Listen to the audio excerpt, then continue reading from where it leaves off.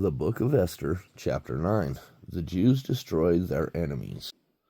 Now in the 12th month, that is the month of Adar, on the 13th day of the same, when the king's commandment and his decree drew near to be put in execution, in the day that the enemies of the Jews hoped to have power over them, though it was turned to the contrary, that the Jews had ruled over them that hated them, the Jews gathered themselves together in their cities throughout all the provinces of the king Ahasuerus, to lay hand on such as sought their hurt.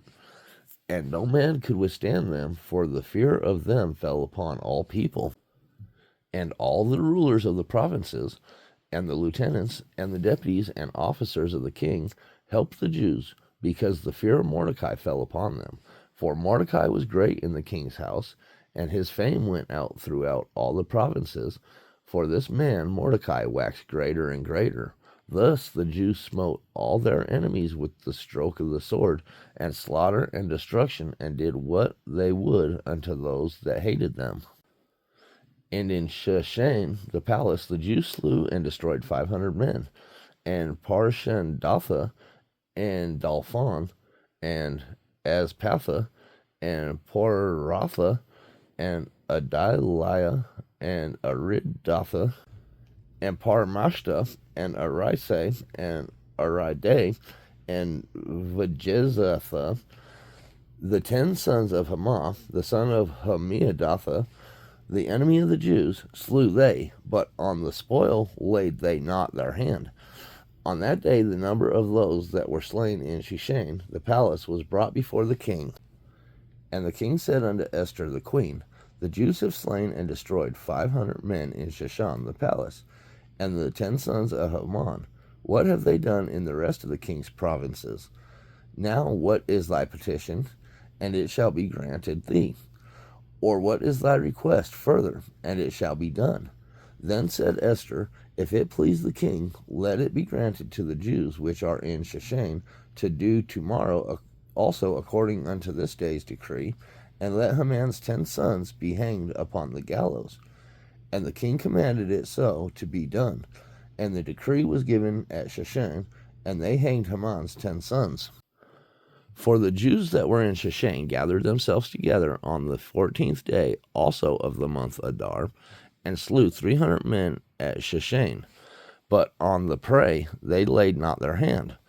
But the other Jews that were in the king's provinces gathered themselves together, and stood for their lives, and had rest from their enemies, and slew of their foes 75,000, but they laid not their hands on the prey.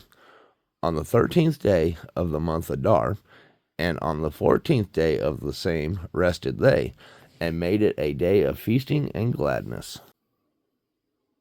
The Feast of Purim. But the Jews that were at Shushan assembled together on the 13th day thereof, and on the 14th thereof, and on the 15th day of the same they rested, and made it a day of feasting and gladness. Therefore the Jews of the villages that dwelt in the unwalled towns made the 14th day of the month Adar a day of gladness and feasting, and a good day, and of sending portions one to another. And Mordecai wrote these things, and sent letters unto all the Jews that were in all the provinces of the king Ahasuerus, both nigh and far, to establish this among them, that they should keep the 14th day of the month Adar, and the 15th day of the same year, as the days wherein the Jews rested from their enemies, and the month which was turned unto them from sorrow to joy, and from mourning into a good day, that they should make them days of feasting and joy, and of sending portions one to another, and gifts to the poor. And the Jews undertook to do as they had begun, and as Mordecai had written unto them. Because Haman, the son of Hammedatha, the Agagite, the enemy of all the Jews, had devised against the Jews to destroy them, and had cast pur, that is, the lot, to consume them, and to destroy them. But when Esther came before the king, he commanded by letters that his wicked device, which he devised against the Jews, should return upon his own head, and that he and his sons should be hanged on the gallows. Wherefore they called these days Purim, after the name of Pur.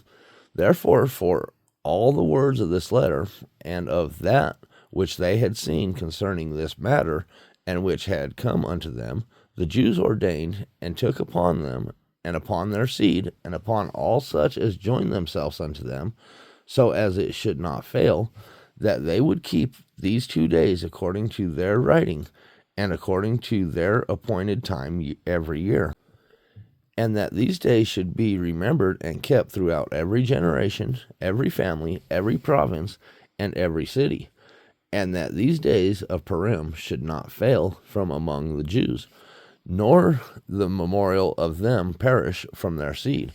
Then Esther the queen, the daughter of Abihail, and Mordecai the Jew, wrote with all authority to confirm this second letter of Purim.